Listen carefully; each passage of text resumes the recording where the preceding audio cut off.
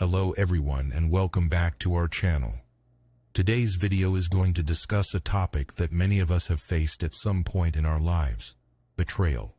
Whether it's a friend, a partner, or a family member, betrayal can be a deeply painful experience. But fear not, because today we're going to explore strategies and steps on how to overcome betrayal and rebuild trust. Let's get started.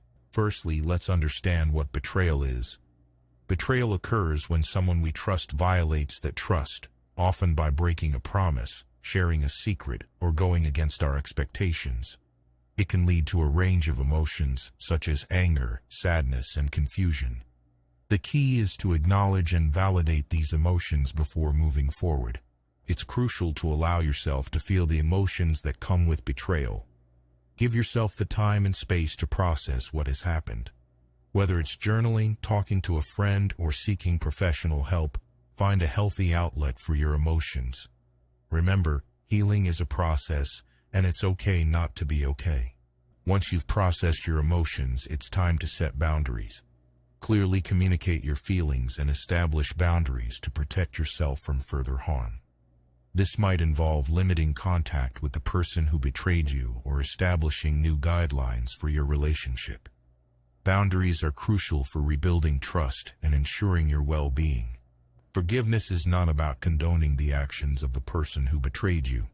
It's about releasing the hold that resentment has on your life. Forgiving doesn't mean forgetting, but it allows you to move forward without carrying the heavy burden of anger. Remember, forgiving is a gift you give to yourself, not the person who hurt you.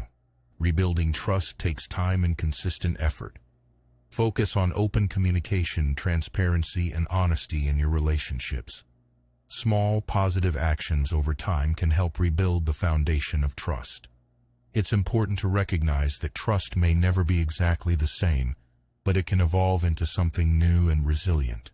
Don't hesitate to seek support from friends, family, or a therapist during this challenging time. Talking to others can provide different perspectives, guidance, and a sense of connection. A recap on the steps for handling a betrayal. Acknowledge and accept your emotions.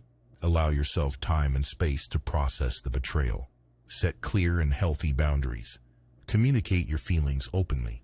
Seek support from friends, family, or a therapist. Focus on forgiveness for your own healing. Understand that rebuilding trust is a gradual process. Take small, positive actions in your relationships. Prioritize self-care and well-being.